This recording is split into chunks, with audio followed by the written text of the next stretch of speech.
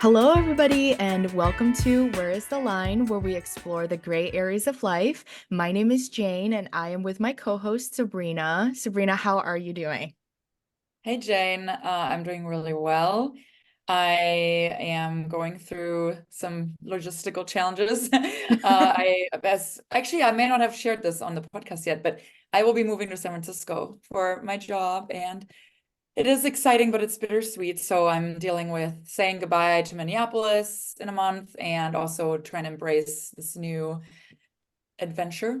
Mhm. So yeah, trying to be optimistic, but there's a lot that has to happen in the background.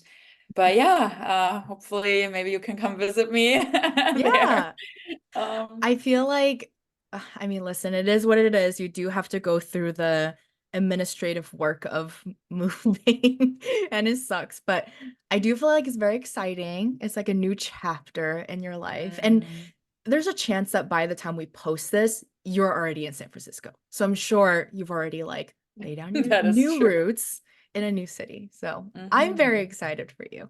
Yeah, what's new with you? I am starting to look forward to a trip later this fall. So we're doing a little bit of planning on our end as well. We're thinking of doing a couple days in Taipei, then flying to Beijing, then going out to Hong Kong. So it's gonna be like a maybe a 2-ish week trip. And I have a lot of Wow. family out there, so I'm very excited. It's been a very long time since I've been back there. Amazing. That those all those locations are on my bucket list. So All right. Well, I'm very excited about today's episode. This is a topic that you and I have talked about previously. I'm a very risk-averse person, so I flirt with this idea, but I'm a little too scared. So today's guest is going to share a lot more context about his experience. But Sabrina, why don't you go ahead and introduce our guest today? yes, it's such a pleasure for me to introduce Ed Brill. About a topic. Ed is going to talk about a topic that, yeah, like you said, it has piqued all of our interests. I think arguably the world and in America, it's just gaining the interest of more and more people. And that is corporate versus freelance. So in the Mhm. American world, it would be like a W-2 versus a 1099, right? And I am so happy that we have someone on who can talk to both of these worlds. Ed and I actually had the pleasure of meeting back in 2011, 2012, when he was a guest speaker at one of my business school classes at Cal State in Chicago. And he's someone that always inspired me ever since that time he was in the classroom and just gave us some like real-time application to all this theory that we were learning. And so we're coming here full circle here 12 years later. But yeah, so I'll give a little bit of an intro, and I would love to hand it over to Ed. But just from his looking at his journey, it's really impressive. He's had quite the trajectory. He started out at IBM as a sales engineer, actually, and then he worked his way up to the VP of product management. He's also led multiple, well, he had a portfolio of healthcare analytics solutions. He was also most recently the CPTO within insurance and marketing services. And then he started to become self-employed. So Ed, would love for you to tell us a little bit more about yourself, your career journey from your time at IBM to becoming the CPO, the CTO, to all of these different in all of these different corporations to now becoming independent.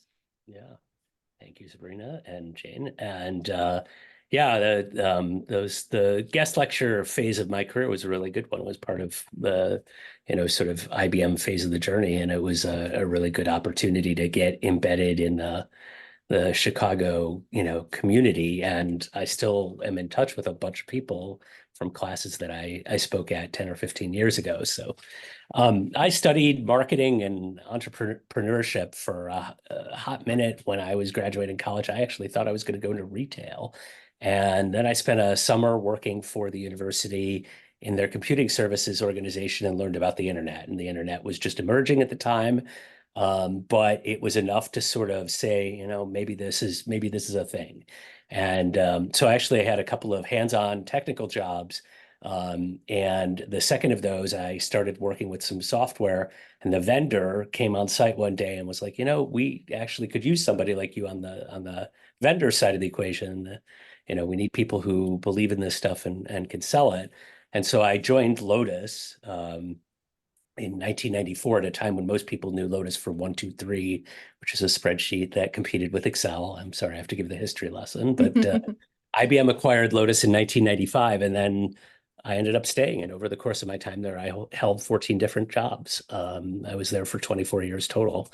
Managed a $700 million annual business, visited clients all over the world, built great teams, many of whom are still friends or in my network, and became a pioneer in social media in the context of business. But IBM eventually decided to stop investing in the product that I worked on. And so I decided to pivot again and went into some of these smaller organizations where I was able to be part of the executive team and help lead organizations and build some really great products. And again, some really great teams and some great people.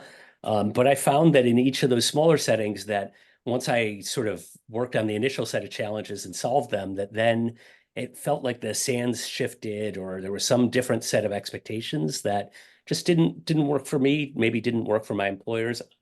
It doesn't really matter. But I found, sort of that I was in a more of a churn kind of a situation than I expected to be when I, took my next act. And so last year I had dinner with some friends, and one of them pushed a button that at the time, maybe seemed really obvious, and said, maybe if that's the thing you do is you come in and you solve problems, maybe that's what you should do on your own, and go out and do that for a lot of different organizations. So that's where I am.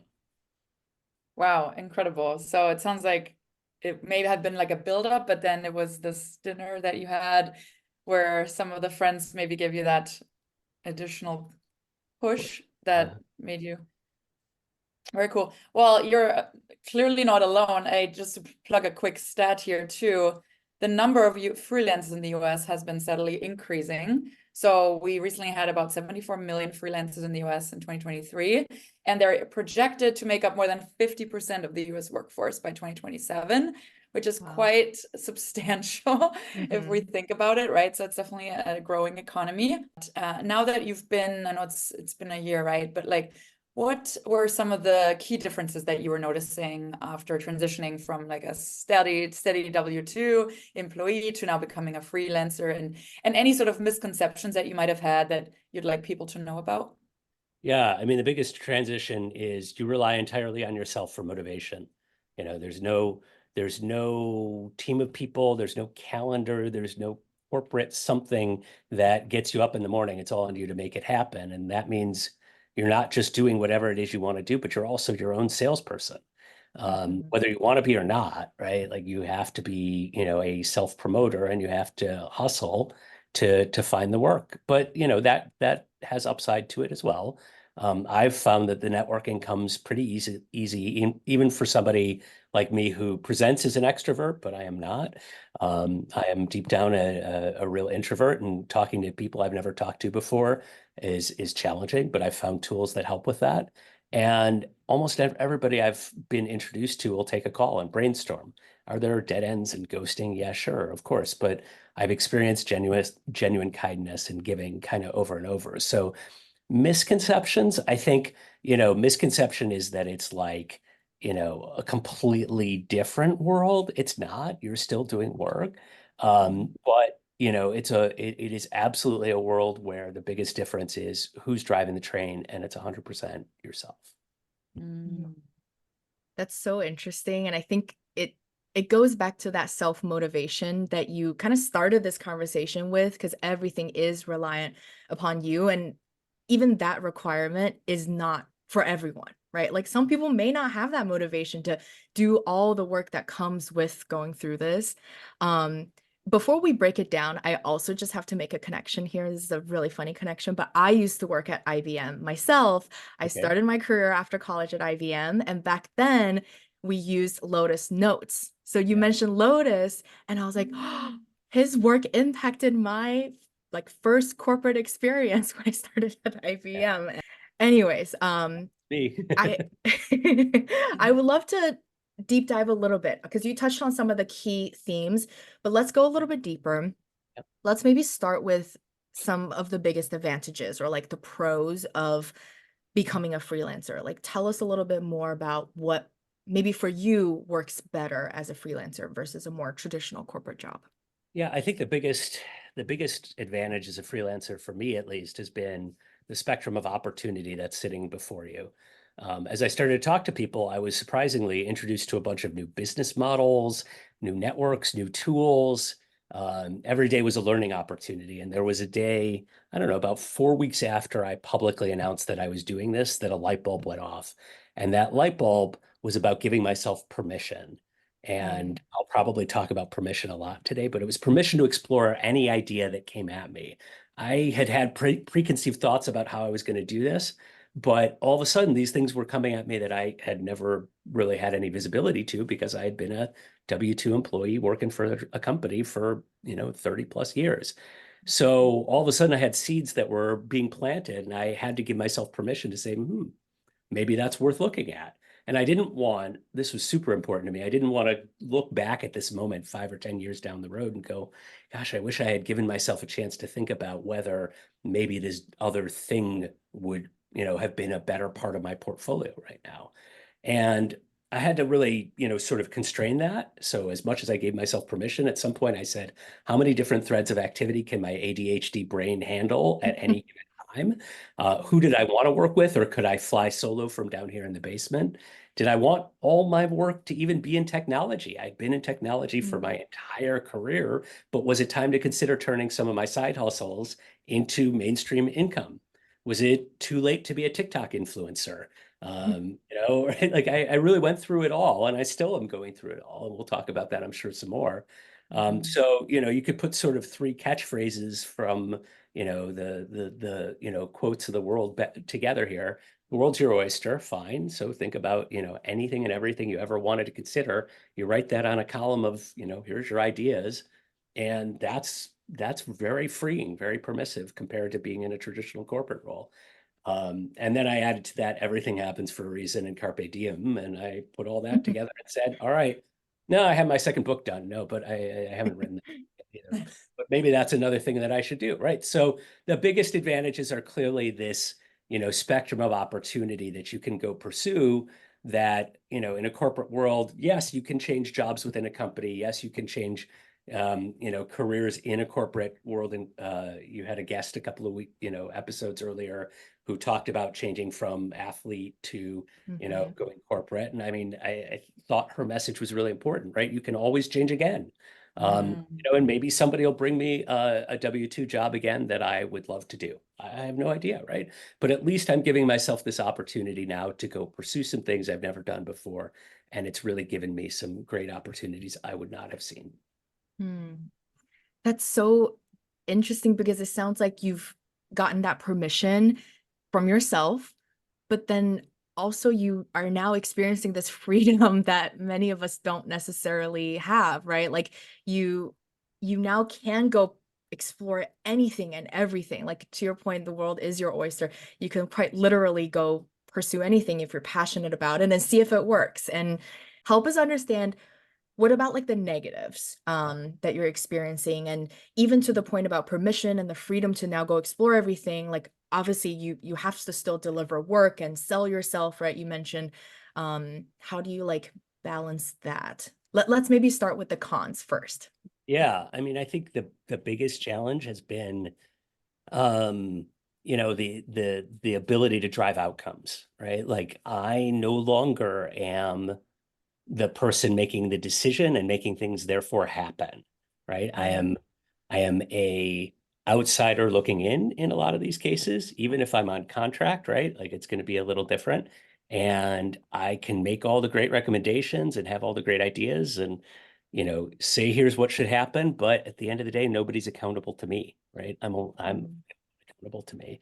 So I can't expect, clients to be reply, people, right? Like I'm so used to, being on Slack or email with, a group of people that I'm working with and getting instant responses and commitments and scheduling the meetings and making things move forward.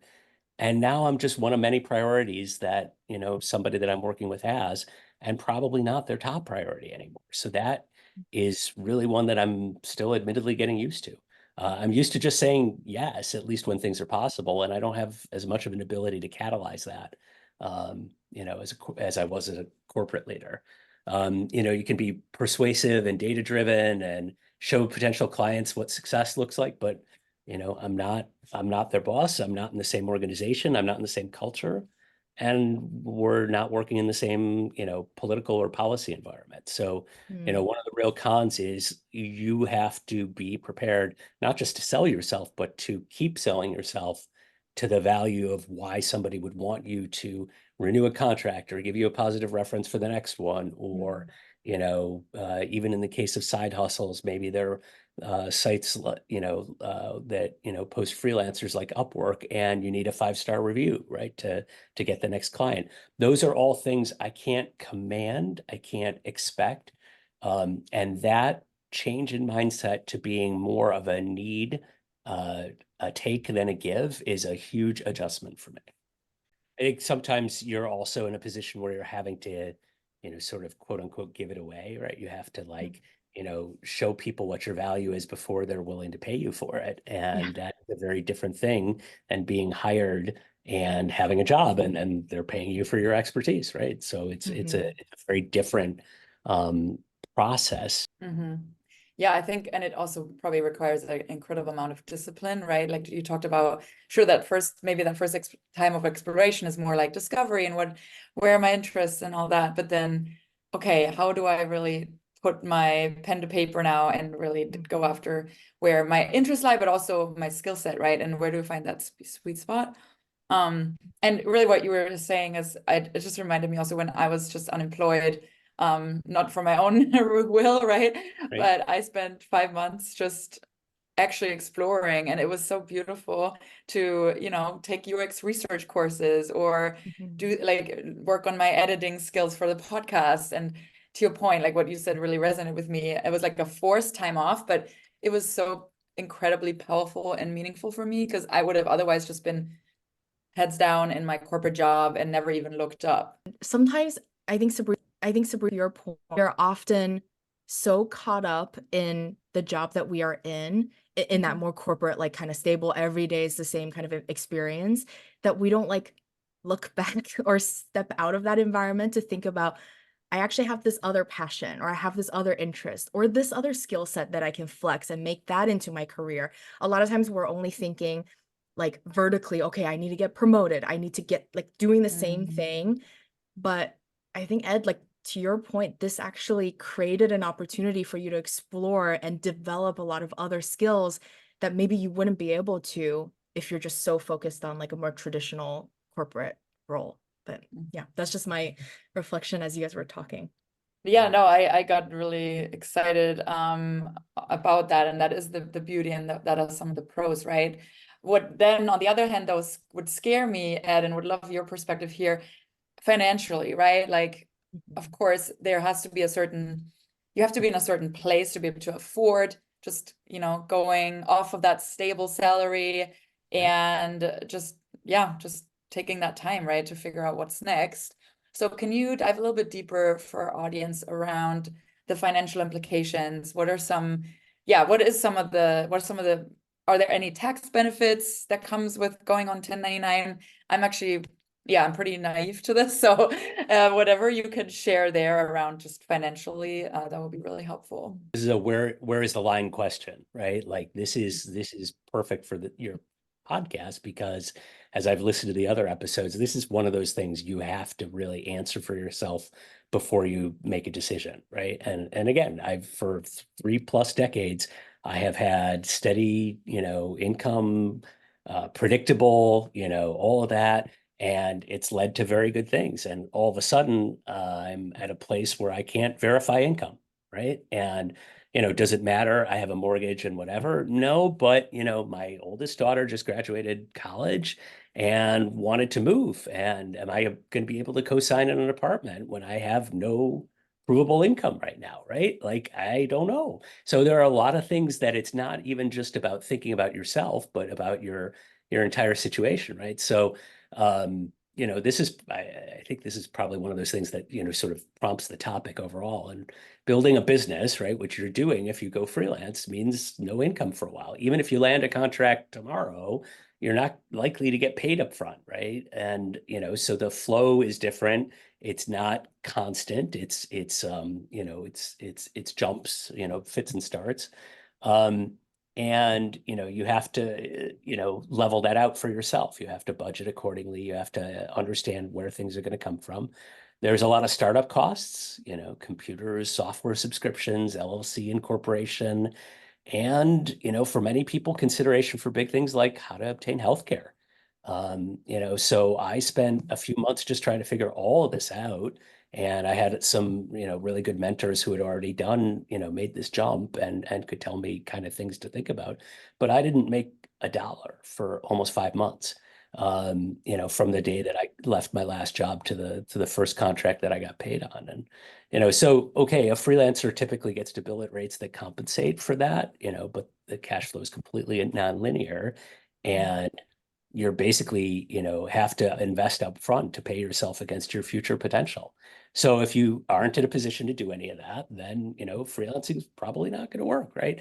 And that's okay, right? That's why there are multiple models. But but I happen to be at a point where, my wife was able to get the family health care through her employer, which we had never done before, but that made a huge, that's like for a family, that's a $25,000-$30,000 a year decision, right? And, it's great that we have, exchanges and publicly available contracts, but it's not like Europe where it's just, part of what the government provides, right? And so freelancing's been a much more popular option if you look at the European tech market, for example, because they don't have to think about who's providing their healthcare, right? So it's a very different equation.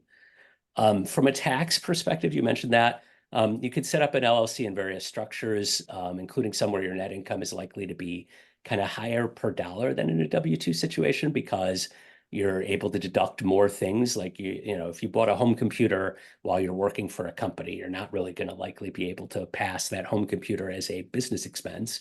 But when it's in an LLC, like all of that is, right? So so there's lots of ways to offset the income. There are things that you might need to do anyway. But your actual costs for things are sometimes also likely higher than you're used to or expecting. I'm paying for Adobe and Microsoft Office, and I'm using this lovely tool called Blocks that's like a meeting briefer and recorder. And, like you could end up spending hundreds of dollars a month on little software add-ins that run your business. And, that's great. But at some point, those are expenses you're not used to, right? So I've had to offset all of that, right? I've had to really think about, well, what is it, that's going to make this worthwhile? And some of it is non-financial, right? Like I actually, just before I joined the recording, I read an article about somebody who quit their corporate, tech, blah, blah, blah job and went to pastry school in France and is making $30,000 a year. And they're happy, right? And so everybody gets to make their own decisions, right? And so in some cases, somebody who might go freelance say, okay, this might be better for me in other ways, but there's a lot to think about from a dollars perspective for sure.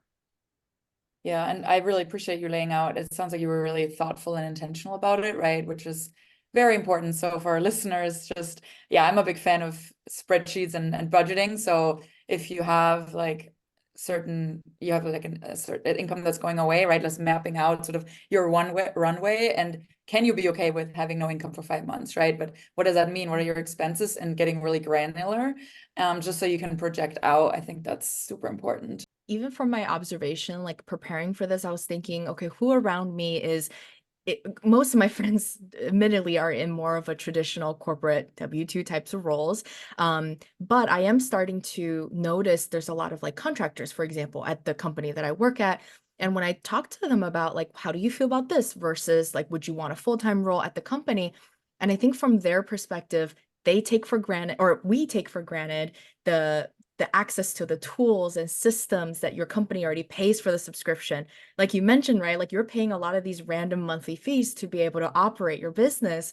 But then as a contractor, you may not have that like privilege to access a lot of the tools and systems.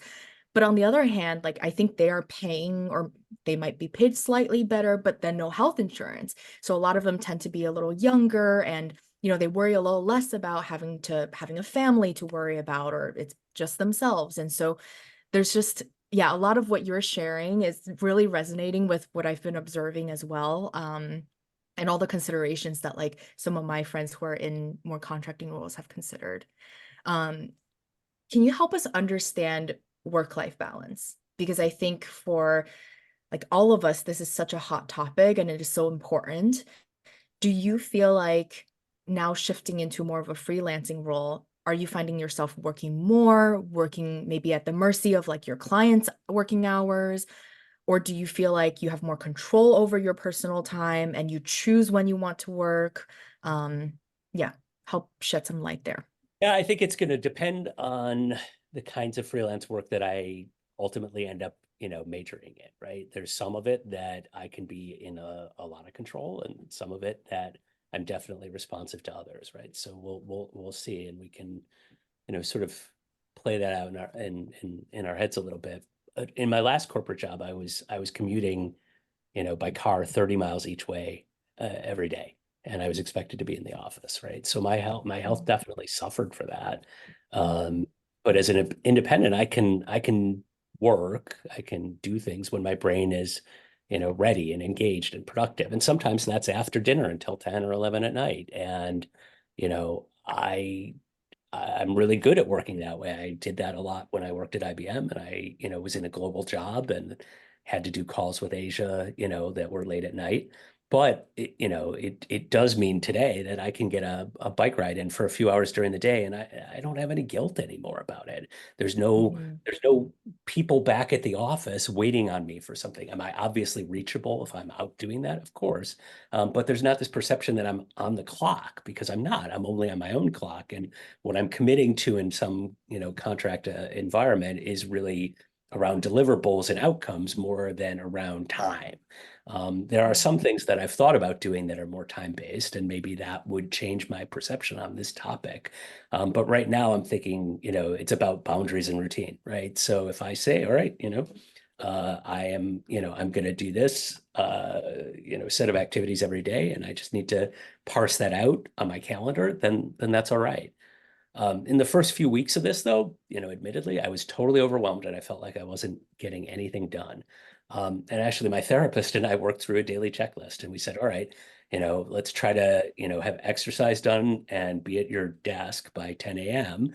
Spend that Mhm. first hour catching up on notifications and emails and alerts and actions, and then block the rest of the day into chunks on the calendar. Now, that doesn't always work. There might be travel, there might be a client call in the middle of that, but at least putting some structure in place, super important. Again, admitting my ADHD, right? But like I had to have something, because otherwise I was just sitting here going, oh, what's on Facebook right now? What's going on? Right.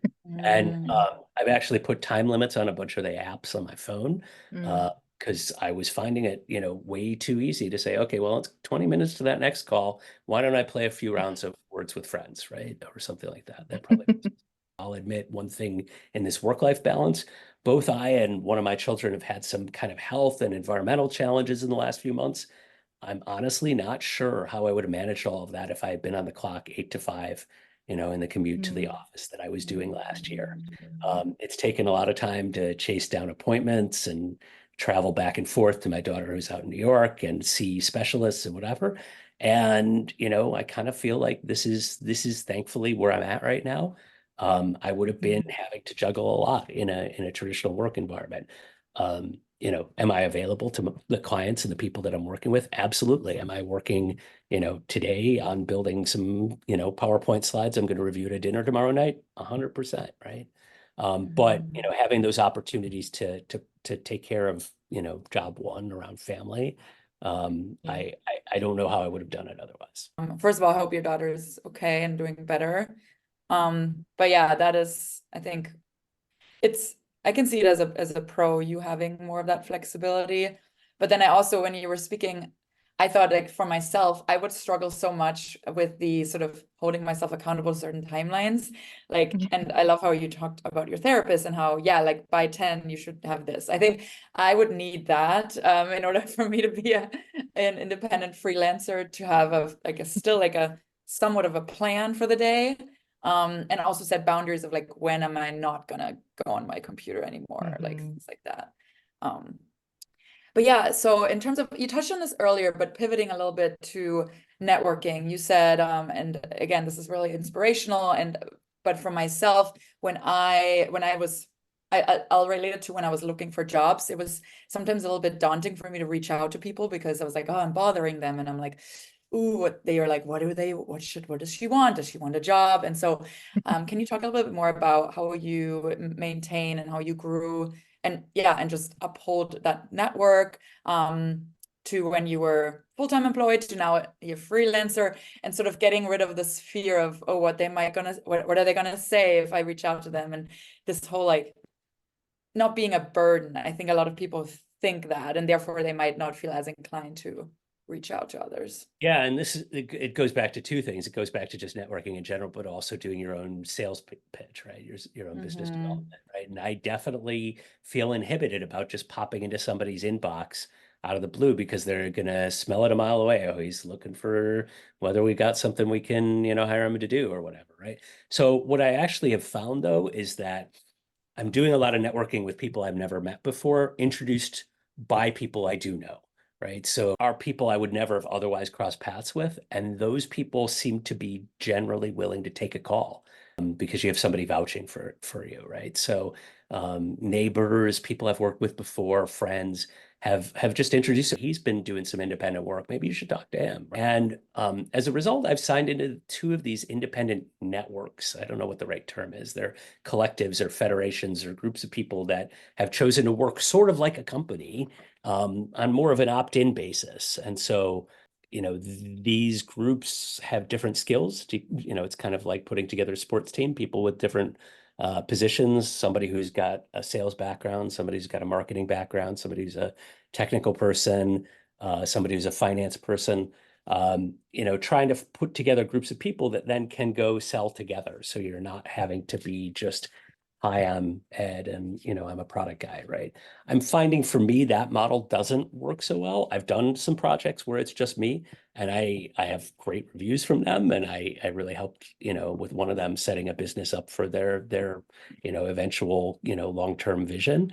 But working with people is really important. And even in that case, the head of product in that organization is a friend of mine, right? And so I think that the chemistry really worked, for him to bring in an outsider and us to play off each other. So I think networking is actually a tremendous opportunity when you go freelance.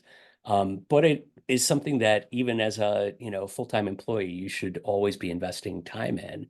I think that, the only way I've gotten to this point now is because I wasn't, absent from people's radar for 10 years and then just suddenly popped back up. There's lots of people in my network, right? Like certainly I'm never going to reach all 4,000 people that are in my LinkedIn or whatever. But even if I could reach 400 or 500 on a once every 6 month basis, there's a lot that will come from that. I think that there's also, opportunities as a freelancer that are good for visibility, like doing podcasts or speaking opportunities or things where, if you're in a corporate environment, you might have to get permission to do, that in an independent environment, you just go do, right? So I think that there's some ways to keep the network engaged and share your expertise. And so that's been really good. And I like how, because again, it's like it's all about the consistency, right? And I try to remind myself of that, even if I am in a full-time job, to your point. Consistently network, reach out to your people, engage and nurture that network, right? Because you never know what will happen. And one day, and we all, at the end of the day, I think people have really good intentions, right? And people genuinely, I think, want to help. Some people may be busy, but what's the worst that can happen if you reach out? They won't respond, they will ghost. Okay, but then I think there's a bigger cost of not reaching out than actually reaching out. So in terms of doubling or circling back to an area, this notion of permission, you mentioned it earlier, and giving yourself grace and space to explore. But what are some of the biggest changes that you found as you're making decisions now that you're a freelancer, also recognizing you have a family, so it's not just for your own that you made that decision. So if you could elaborate a little bit on that. Yeah, I mean, I spent the first 90 days of this journey building a list of opportunities kind of in two columns, right? Ways that I could see being successful, doing what I want to be doing, learning, giving back, mentoring, and yes, making money, right? And I triaged and prioritized them based on the ones that seemed to fit my, personal criteria the most. But this is a where's the line question as well, right? Like there are at least three things on my not now list that I actually would probably be more personally pretty excited about. But they're either too big of a lift to be positioned as a way to success, like a lot of retraining needed, or learning or investment in just skills that I haven't had yet, or there are things that may not pay sufficiently to really be worth pursuing them. I registered a screen name across Insta and TikTok and YouTube that I know I could turn into something really fun, but Mm-hmm. for 1,000 views worth that energy, I don't know yet. I know exactly what I want to do with it, but I haven't crossed that line yet. I'm an Airbnb host. We got into it 2 years ago, my wife and I, and we're very successful. We have 51 perfect 5-star ratings on the place that we own. But Wow. after that, 2 years in, I'm like, especially after I've stayed in a couple of Airbnbs in the last few months that have not been perfect. And I'm thinking, maybe I should go co-host or be another, consultant in the Airbnb space. I'd be way better than a lot of people at it. But again, is that sufficient income versus, 30 years of tech experience that I can give back in ways that I can, monetize differently? I'm doing social media for a nonprofit, for a community foundation here in Highland Park where I live. And, I'm billing that at what they can afford rather than what the market would pay. But I look at that as the kind of decision that is good for me personally, right? Like it's part of my giving back, and it keeps me connected to really good people and good organizations and involved in my community. But, all of these are triage, right? So, are they decisions affecting not just me and but also my family? 100%. Have I worked out the budget, Sabrina? Do I have a spreadsheet of here's how I'm going to get to making what I need? Nope, I'm not there yet. But I'm trying to play through enough of the opportunities that are in front of me that I know financially will pay well enough that they might not be 40-hour a week kind of commitments. They're 25 to 30 combined. And then I'd have 10 to 20 hours a week that I could continue to, pursue these side hustles into something if they make sense. But I haven't fully exhausted that list. And there will be something else that pops onto it in 2 months. And I think that's part of the fun of being in this place. First of all, I always joke with people, I'm like, I want to be a real estate mogul in Chicago. And I'm always flirting with the idea of being an Airbnb host because sometimes I do go to some of these Airbnbs. I'm like, you could do better there, So I'm very judgy when I go to the Airbnbs. But yeah, I think honestly what resonates so much with me through this conversation, it just goes back to the freedom and the permission, right? Like hearing your experience and like breaking down the different streams of income that you have now as a freelancer just further validates to me that you're now able to you have the permission and the freedom to go explore your passions, have some projects that are more with nonprofits, right? Like you care about the vision and the mission and you're doing it more for that rather than purely the income. There are some things you're doing purely for income, and that's totally fair too. And then you have other things that like you're like, hey, this is good income, like the Airbnb. Maybe this could be more, but I need to weigh my pros and cons, right? I'm kind of jealous because there's a level Same. of freedom to have all these different side hustles and they come together. But then also part of me is like, am I self-motivated enough to like keep track of all these things, to want to do well across all these different things? So help us understand like what types of people should get into this if somebody wants to transition from more of a stable W-2 corporate role, right? Where you have that income, you have ebbs and flows in how busy things are, but like it's guaranteed. Hmm. I guess I can't even say it's guaranteed. Nowadays, nothing's guaranteed. That is true. Versus the freelancing world where you have permission and freedom to go explore, but it's very much about self-motivation, could be a little bit of luck, could very much be about your network. What's your perspective? Yeah, I mean, nobody's going to get you up in the morning, set your schedule, invite you to meetings, get goals and objectives, identify who you should network with. None of that's going to happen for you. You have to fully be ready to be your own boss.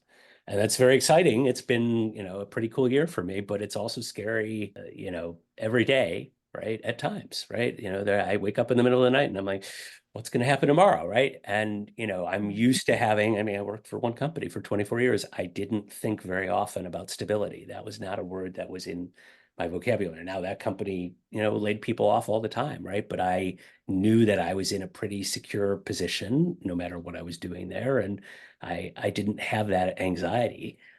In my smaller jobs, though, it turned out I had that anxiety, right? Some of them didn't work out, not for reasons on my side, right? And I didn't expect that. So to your point, Jane, right? Like there is nothing guaranteed. So, if I'm going to do this on my own, I think my advice is the place to start is kind of what you're excited about. Figure out what your side hustle is that you could be successful at, drive your own initiatives, learn what motivates you, and figure out whether that's a work style you could pivot to. Um, I mean, let's be clear, being a W-2 employee is great, right? Like I did it for 3 decades and I had great experiences, learned a lot. I, never went to get an MBA because I felt like I learned on the job, right? And, I was able to be in the C-suite in several companies as a result. I think generationally, people don't spend 24 years at one company like I did, right? Like, I mean, it's just not a thing anymore. So that kind of stability isn't the same. But there are plenty of ways to keep your skills growing and your experiences engaged and get a ton of satisfaction, even out of 100% just working corporate. But you can try some things, put a toe in the water, start your TikTok account. Can be all sorts of things, right? I mean, Upwork and those models are really interesting, right? Like you can get on a site like that and just hang a shingle, right? And it costs very, very little. And that could be very much the way of the world. I think one thing that I would also say in terms of skills that we keep collectively coming back to is having great mentors really helps. You can trust your gut. I've always been a trust your gut guy. I work in a field in product management as most of my work where people want to be very much data driven. And I believe that it's a gut-based profession. I think that good product managers are born, not made. I think it's people who, really have the right instincts for the kind of decisions to make, can back it with data all you want. But you got to have others reflect your thinking back to you. And that's always how I've made decisions is I listen to, a lot of different inputs and then try to reflect them back in a way that is meaningful to me. So even if I end up pursuing some of these projects, I'm doing it because I'm hearing the business problem explained to me in ways that maybe the company themselves hasn't come to or the market hasn't come to. And, that skill is really super important. I did a project already with a tech company trying to decide their long-term roadmap. And boy, I really wanted to solve the puzzle, but they wanted to solve the puzzle. They wanted to get in the room and have a workshop and come up with it. So I had to like decide where's the line? Where was I going to cross the line into, I'm going to play product manager for you a few minutes. And where am I going to just stay? No, I'm the facilitator trying to lead you to getting to the right answer. So having that reflective skill, I think is probably the best one in freelancing. And you can learn that from mentors, you can learn it on the job, but having the way to teach people to think, and come to the conclusion, come to the outcome themselves is a pretty valuable set of skills to have. Yeah. You mentioned Upwork too. I was just thinking about the statistics that Sabrina shared with us even in the very beginning, that more and more people are moving into this freelance world. And as we're having this conversation, I'm thinking like it's got to be a culmination of a lot of these different things. Part of it is the lack of stability, right? There's a lot more companies going through layoffs and cuts and stuff that drives a lot more people to consider freelancing or consider how long they want to be with a particular company and how stable it actually is. But then at the same time, you have these platforms like Upworks, or even for a lot of creatives, like Etsy is a great place for people to sell their work. And so there's all these emerging platforms that makes it much easier for people to go through that rather than needing to go through the entire things of starting your own company and going through all the very complex steps. So I think it's got to be a combination of a lot of these that makes it more possible for a lot more people to explore freelancing. And as we think about more and more folks going into more of this freelance world, what would you recommend to people based on your experience, what would you have done differently now looking back to your transition? And it's funny what you just covered, like going back to Sabrina's stats, there's such a moment happening here. I think about, again, my older daughter just graduated college last month, and she and her cohort, like very few job opportunities. They're not even getting interviews, right? So the Wall Street Journal and the Washington Post have both written stories in the last few weeks about college grads are not getting hired into traditional jobs right now. It's a really weird time because unemployment is like theoretically at 4%. And there are certainly professions in America today where you can have your pick of jobs. But in the kinds of things that people want to do as professions, that's less the case right now. And so having the flexibility and adaptability to look at what are your options? Etsy is another good one. Fiverr is another good one. There's a whole bunch of marketplaces for marketeers and PR people. And, AI is going to impact a lot of this too, right? In both positive and negative ways, right? So there's like so many different dimensions. And I think I would have, to finally answer your actual question, I would have probably explored a little bit more before I jumped in. I spent, 3 months dark, right? I quit my job. I ended in early October last year. And I spent the last 3 months of the year just talking to people. I didn't announce, I didn't, change my LinkedIn, and I didn't anything. But sometimes in life, you can't really see the journey ahead until you get to a different vantage point. And I feel like this is one of those where I needed probably to go further down the path and see what I was going to see. I also have had to recalculate a bit. I thought that one of the things that I saw modeled, I've actually hired people doing the kind of work that I was trying to do, who were very public, written books, publishing articles, doing a Substack. And so I thought I'd be doing that too. And I started up the first week, I wrote 2 updates, and then I write another update after that, because it felt very inauthentic to me. And honestly, like one of the things from way back in doing B2B social media is that authentic voice is super, super important.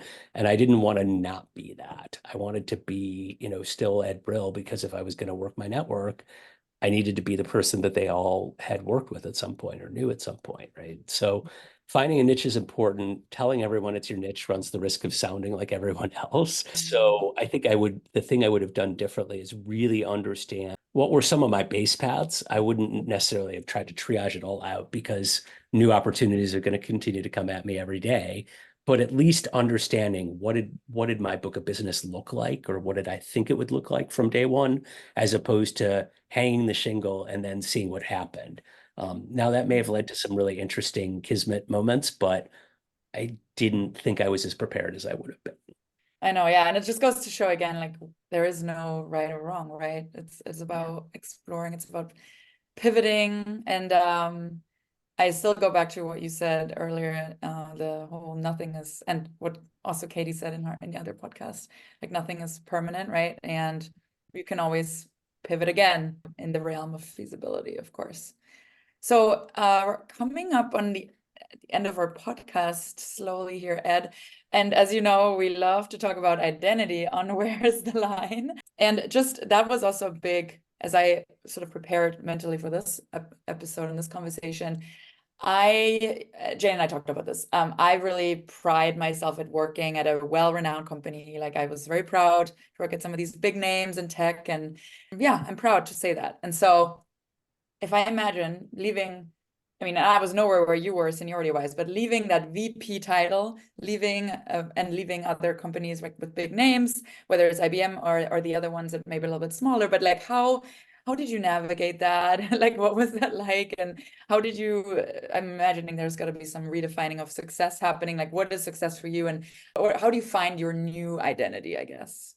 Yeah, I sit down here in my office surrounded by artifacts of a 30-year legacy, collectibles from around the world. And I was, quoted in the Wall Street Journal and Forbes magazine cover articles. And, all of that time as a leader at IBM was really incredible. And, the company started to decline, and we made the decision to divest my product, right? It's still around. It's not owned by IBM anymore, but I didn't want to go with it at that point. So identity was super important to me. I was like, I don't want to be the Lotus Notes guy for the rest of my life, even if, that's how Jane connected to me, that's fine, right? But I had that as a chapter of my life, but I did not want to ride that to retirement. I just didn't think it was right for me. I didn't think it was right for my family, for my mental health. I wanted to try new challenges. And so I recalibrated with a goal of being, part of the leadership team at a smaller company. And I achieved that multiple times over. I was, one of those people on the leadership page on their websites, and I had the C-suite title, and I got to attend board meetings. And that was all experience that I had not really had at IBM, because even a VP at IBM is still 4 levels down from the top, right? But, I mean, it's a big, big, big, big company, right? So I was certainly very successful there. And, my IBM experience was amazing and wonderful. And then these subsequent chapters taught me other really wonderful and unique things. But after the third one, like that dinner conversation, the button that my friend pushed was, all right, you climbed that mountain basically the same way, same size mountain about 3 times now. Do you really want to sign up for a fourth and a fifth and a sixth? And at your age, if I can, talk about identity, right? Like I'm, at a point in my career where there is ageism in tech, and, some hot AI startup is not gonna, call you to be their CTO. It's just not gonna happen, right? So I had to be realistic about it and say, okay, well, what should I be doing then? What's the thing that would matter for me, matter for my family, matter for, where I want to go in the world? I'm not ready to retire. I'm not sure I'll ever be ready to retire. My dad didn't until he was 80. And I want to continue to have that drive. And I want to continue to contribute to the industry and to the thing that I've done probably better than anything else, which is help other people develop their careers. And so, this opportunity to parachute into companies, solve a specific problem or set of problems, and then jump back out seemed like it was the right answer. And I feel like my identity is actually stronger in some ways than it was when I was in these small companies that candidly few people had heard of outside of their industries. And, now I'm really standing on my own reputation 100%. But I can post something online and get engagement and talking to people and leads and, references, and it's all good. It actually feels much more like where I was when I was part of a larger company, even though I'm now completely, operating on my own. I'm sure we'll revisit this conceptually, just, even in chatter, 6 or 12 months from now or 3 years from now. And we'll see. And it'll probably be a completely different story. And maybe I will have been successful on TikTok or something. I don't know. This TikTok thing keeps happening, keeps It coming up does, yeah. here. Because it's one of those things. I'm like Jane. I'm super competitive. I think I could probably do it better than so many of the people that I follow, and I just don't know if I could build the audience and if I have the patience to do it, right? But the Airbnb was another one, right? Like it has nothing to do with anything I've done. I don't have any background in it at all. I just know what the experience should be like. It's why we started staying in Airbnbs 10 years ago or 15 years ago or whatever. That industry is really clear. If you do unto others as, you would want done for you, you can be really, really successful. So I get to think about all of this. And I think that that's my identity right now, is around that permission point that we keep coming back to, is I am an advocate for doing the things that are going to make you happy, that then in turn should make you successful, as opposed to the other way around. Yeah. I think I just was gonna say the big takeaway from me was that you can have multiple identities, right? It doesn't have to be this one, and constant self-reflection. And I think that's so powerful to just always reevaluate, like where am I drawing joy from right now? Where I'm getting motivation and inspiration from. But yeah, it doesn't have to be this title or this job. You can have humans are multidimensional, and you just prove that, and it's really cool. So it's giving me a lot of inspiration as well. I feel like also it just, Sabrina, maybe you and I will experience this a couple years from now, but we're still obviously slightly newer in our career. Like we've been working for a little bit, but maybe 10, 20, 30 years in, we may start to feel the same thing over and over again, no matter what company you're going to. It's the same problem, same limitations, same, I don't know, stakeholders that you have to deal with. And maybe at some point we're going to be tired of having to navigate that corporate environment. Like I can totally imagine that. And maybe like taking on a freelance role is actually that refreshing change that a lot of people need. I think a lot of times we we kind of stay within a career for a period of time and we love that stability. I'm now like kind of challenging myself because I've been in a couple companies now and I see the recurring problems that I constantly get frustrated with. And sometimes I do think I'm like, if I worked for myself, this would not be a problem I'd be dealing with. I would not be frustrated about this, but it happens in corporate America. And so I don't know, maybe freelance is that refreshing thing that we'll need one day. We're coming to the end of our episode. So, Ed, first of all, thank you so much for sharing so much knowledge and being vulnerable and sharing your experience of this transition with us. And we'll certainly check back in with you in a couple months. Maybe as you navigate, you're clearly like kind of coming or past this transition phase, now getting into more of a or BAU phase. But tell us a little bit more about what's next for you in your professional journey. It sounds like you're enjoying the freelance world. Do you see yourself in this world for a period of time? What are you thinking as next steps? Yeah, I mean, I think if I can find the right balance, that this is what I want to be doing, right? Because I love the opportunity to jump into something brand new, all the time, right? Like there's just so much learning there. Things I've never touched on, industries I've never been in. And yes, there are some things that'll be repetitive motion and applying the same lessons learned.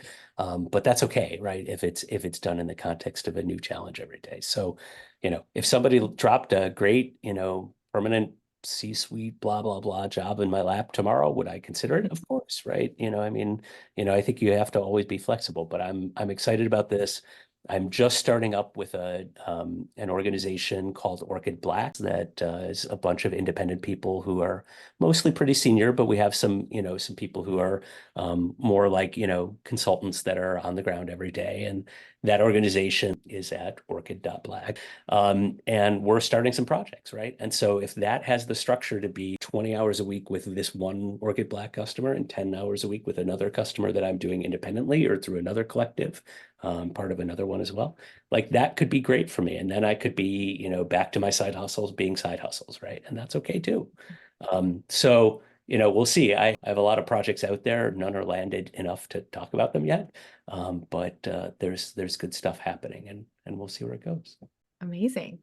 Well, thank you again so much. And of course, we always want to hear from our listeners as well. So anybody who may be going through or thinking about a potential transition to freelance, we would love to hear from you. What are some of the things that you think are beneficial as a freelancer versus having a more traditional corporate job? Or what might be some fears you're experiencing as you think about a career in freelance? Email us at whereisthelinepod@gmail.com. And of course, you can always subscribe wherever you listen to us. We are on Apple, Spotify, and Google Podcasts. Thank you so much for listening, and we will see you later.